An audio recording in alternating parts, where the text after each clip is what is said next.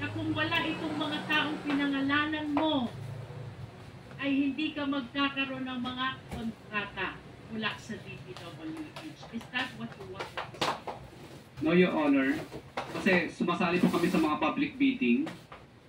Pag na-award na po yung plan at saka nagkaroon ng notice to proceed, doon na po kami hinihingan. Hindi po ma-implement ang project or matatapos kung hindi po kami magbibigay. Yes, but you stated in your affidavit, napilitan ka lang. Yes, Your Honor, kasi hindi po namin gusto na magbigay. Hindi mo gustong magbigay, pero napipilitan kang magbigay sa mga pinangalanan mo dahil hindi ka magkakaroon ng hanap buhay. Tama o mali? Your Honor, ano po, kailangan po, Your Honor, kasi kung hindi po, Please do not change the context of your affidavit. We are educated people here. Mr. Diskaya, I just want it to come from you. Sabi mo, napilitan ka lang. What does that mean? Hindi mo gusto ang ginagawa mo.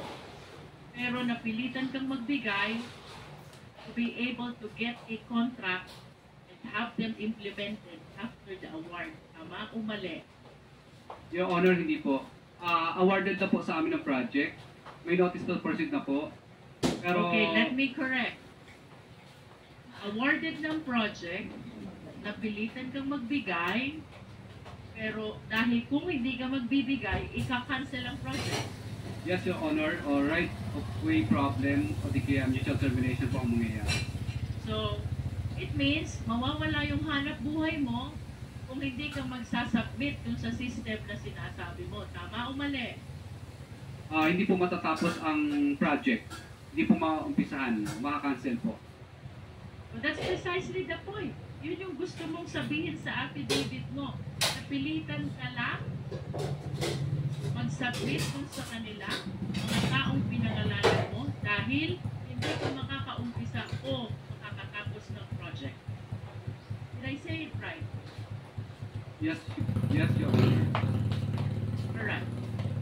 So would you agree with me if I would say that per your experience, kung walang DPWH officials at kung walang mga officials na binanggit mo sa affidavit, walang hanap buhay itong mga construction company mo.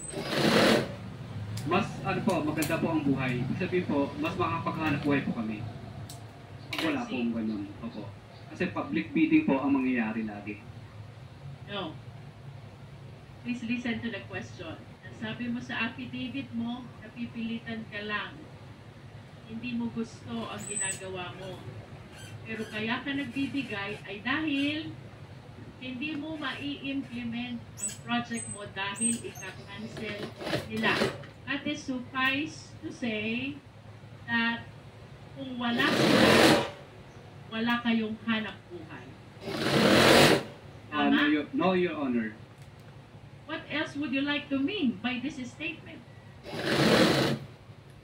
Your Honor, kung sabihin dito, kung wala pong pumipigil na ma-implement namin ng tama ang project at hindi po makakancel o walang right of way project, malaya po kaming makakapag-implement ng proyekto po. Okay, but nonetheless, the reason why you are saying nagbibigay ka sa kanila ay para makatapos ka ng project mo. Tama ba yun? Dahil hindi po kami makakasingil at ipapag-mutual terminate ang project kapag hindi po kami sumunod sa kagustuhan nila. Pag hindi ka nakasingil, walang hanap buhay ng kumpanya nyo. Tama ba yun? Tama po. Okay. So, ibig sabihin, in as far as the period of time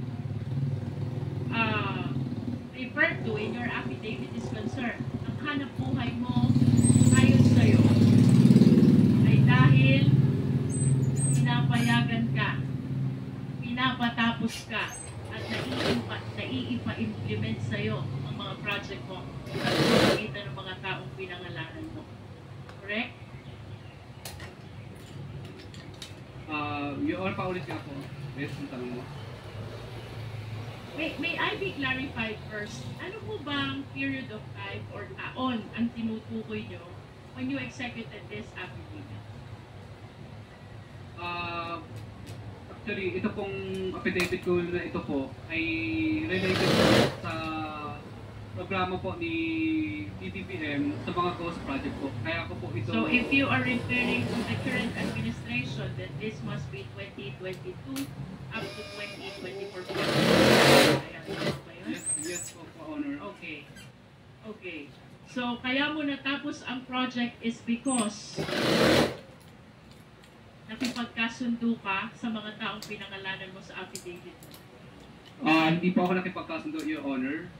Napilitan lang po kami, Your Honor. Hindi po kami nakipagkasundo kasi ayaw po namin magbayad.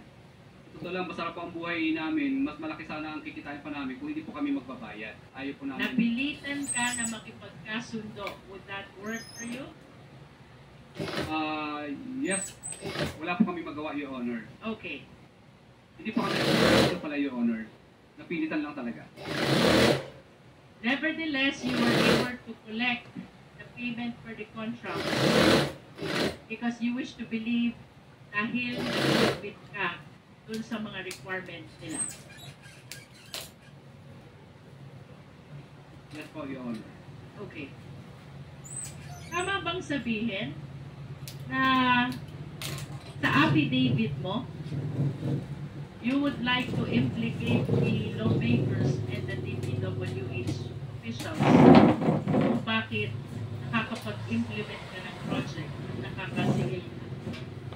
They are part of your business, Hindi po siya part ng aming business. operation at least. Hindi rin po, Your Honor. So how do you consider that?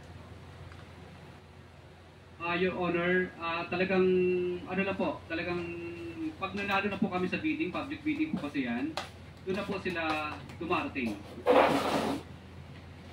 Okay. So, what is clear, Mr. Diskaya? Hindi ka makakasingil kung wala sila. Do you agree to that?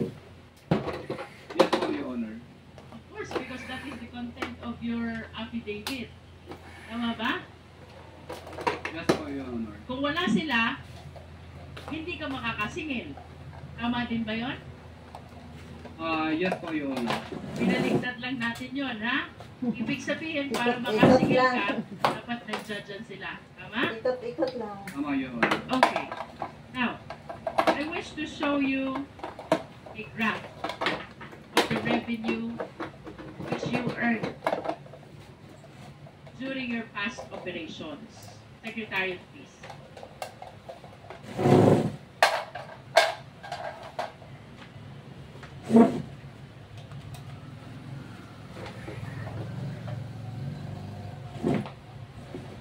There.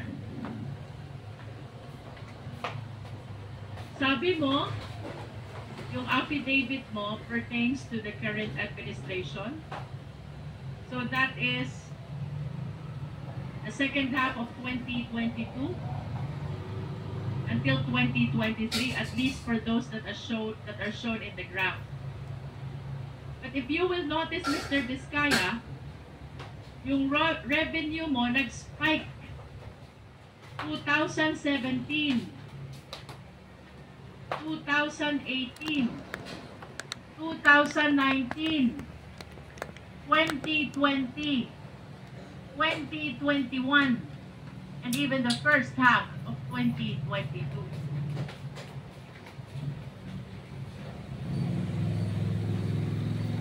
This only shows, Mr. Diskaya, that the revenue that you are generating during the former administration, 2016 to 2022, is bigger than the revenue that you are generating under the current administration. How can you explain this?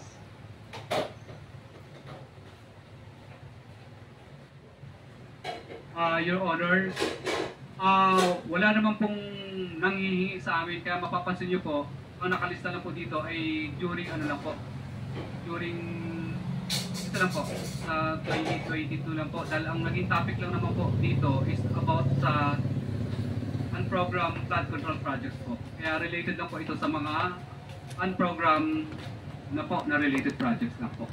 Can you repeat your answer, Mr. Kaod kog Vizcaya? ano guys, During the previous administration, invisible zipper. Your Honor, wala naman pong ganyan po. Past 3 administration po.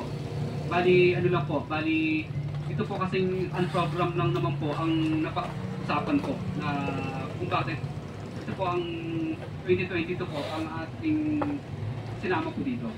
are you saying na yung pagbibigay mo ng pera sa DPWH at sa mga lawmakers happened only during the current administration and did not happen during the previous administration? Wala pong ganun pong nangihingi sa amin iba po. Wala po, pero nilalabanan po namin sa tunay na bidding po, nagpapadyaryo po kami.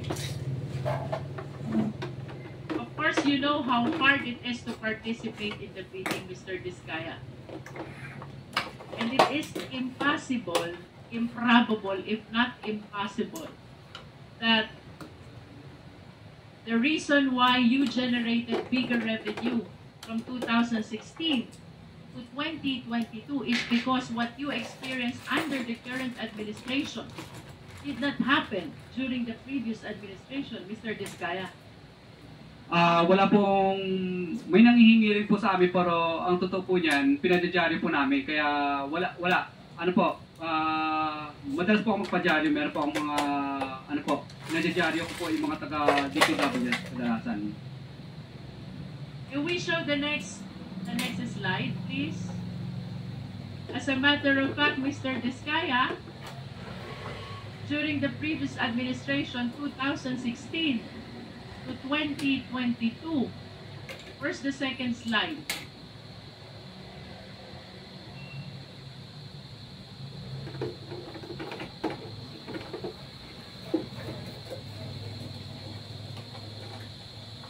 There. It shows that you are the top 1 contractor from July 2016 to December 2017. That's 1.5 years. The total value of awarded contracts is 12 billion. Please explain to me. Your Honor, nakadeclare sa amin pong financial statement po at saka yung mga nag-ongoing. At karamihan nga po dyan is mga na-terminate po na project. Sinama lang po nila sa listahan pero ang dami po dyan mga na-mutual terminate po na project. If that is not correct, then how much is the amount of the awarded contract to St. Gerard? Hindi po ako sigurado pero titignan ko po, bigyan niya po ng time para sa data po niya. At least can you give us an estimate? That 10B or 8B? Parang naglalaro lang po yun sa wala pang 3 billion po kasi ang dami pong na-mutual terminate ng mga project. Mutually terminated contract. What do you mean by mutually terminated contract? Marami pong minsan yung iba po may mga right of way problem pa kadalasan. Mr. Vizcaya, how can you explain to me that under the current administration, may nanghihingi?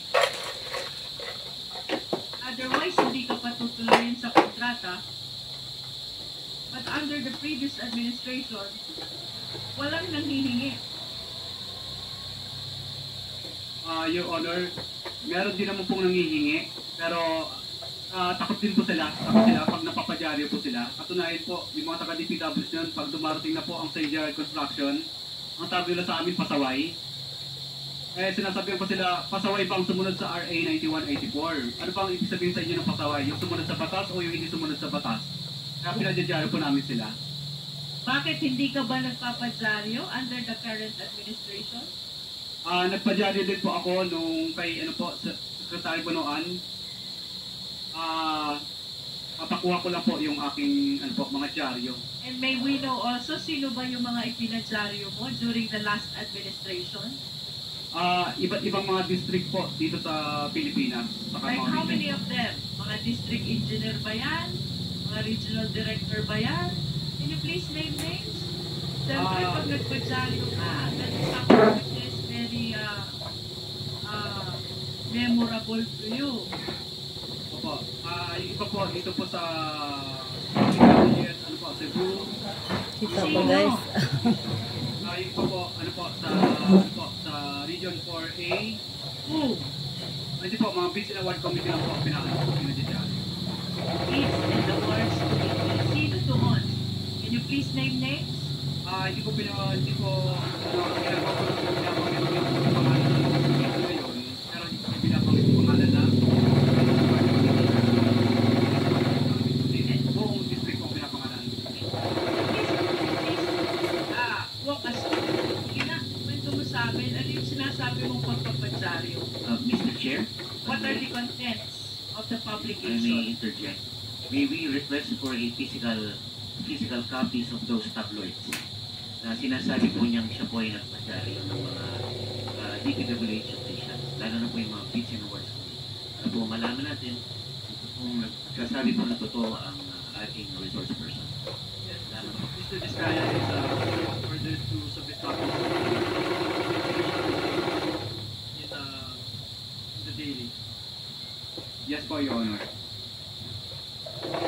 Mr. Vizcaya, kindly continue explaining anong meron sa current administration compared to the past administration, kung bakit, sabi mo, walang nanghihingi during the past administration. Your reason is, nagpapadyaryo ka noon. Ngayon ba, hindi ka nagpapadyaryo? Nagpapadyari din po, Your Honor. Pero, Balikan natin yung past. Ilang beses ka nagpadyaryo dun sa past administration? marami din po. Sa bawat Can you please state the number? How many occasions na nagpadyaryo ka? Your Honor, marami-rami na rin po. Hindi ko na po masyadong maalala yung karamihan. Is it more than 10? More than 20? More than po, more than. More than 100? Hindi naman po. Your Honor, isasubmit ko na lang po yung mga na-recover ko But na give us an diaryo. idea. Give us an idea. More than 20? More than 50 plus po yata yun. 50 plus. 50 plus yung naipadyaryo mo. But you were saying, ang laman ng publication mo ay just the engineering office. You do not include the name. Can you please tell us? Di ba nagpo-posting naman talaga kayo? Posting and bidding, during bidding, right? That's part of the requirement Yes po, Your under Honor. procurement law. Yes po, Your Honor. Anong laman ng publication pag pinagsadyari mo sila? Nasa front cover po lahat ng... What do you say? Anong nakalagay doon? Nakalagay po doon na yung pangalan po ng DPWPN na kami po ay disqualified sa bidding. Humingi kami ng tulong kay Secretary Mark Villarda din noon. Humingi kami ng tulong kay Secretary Mercado rin po noon. At humingi rin po kami ng tulong kay Secretary Brown din po. Is it not really one of the consequences of participating in the bidding that you can possibly be disqualified because of some requirements? What calls for publication kung na-disqualify ka? Your Honor, pag kami po ang nanalo sa bidding at pinipilit po kami pa-disqualify, doon lang po kami nagpapadyaryo. Pero pag hindi naman po kami nanalo sa bidding, hindi po kami nagpapadyaryo. Kasi talo naman talaga kami. And you honestly believe that that is the sole reason kung bakit yung na-experience mong panghihingi ngayon ayon sa iyong salaysay ay hindi mo na-experience noon. Yes po, Your Honor. Kasi That is the only reason? takot po sila pag nilalagay na po yung kanilang hatian doon sa dyaryo sa open letter. Is it not that dapat mas nagpadyaryo ka pa nga ngayon? Dahil sabi mo maraming nanghihingi sa'yo. Your Honor, kaya po ako naglakas loob na po ngayon na magsalita dahil kami po ay gustong tumulong po kay I PBBM po. understand. But prior to this time, Mr. Vizcaya, kung noon, nasabi mo takot, palagi ka nagpapadyaryo, bakit hindi mo naisip yan? Why did you wait for the president to discover all the anomalous projects in Yeah. Bulacan before you came out to the open? Your Honor, ilang beses po ako nagpadyaryo at nagsusumbong pa po ako kay Secretary ni Bunoan. Pero mapapansin niyo po sa open letter ko doon na parang hindi po pinapansin ni Secretary Bunoan yung dyaryo ko kasi tabloid lang ang dating. Yes, please. Big rejection na po. Yes, Mr. Sigal. Siguro we have to put it on record that some of the songs that were mentioned were not part of the 19th Congress. And That is correct. to add lang, Mr. Chair, hindi ka naman magkakaroon ng disqualification kung right na. Thank you. Yun lang, Mr. Chair. Mr. Chair, I just want to manifest that I really find it unbelievable how a simple publication can change entirely this system that he is alleging. Dahil lang sa pagpapadyaryo, his allegation na may nanghihingi under the current administration Thank you for is watching, entirely guys. absent Mag-live ako during the mamaya past pag full administration. battery na itong aking cellphone. Low bat pa kasi.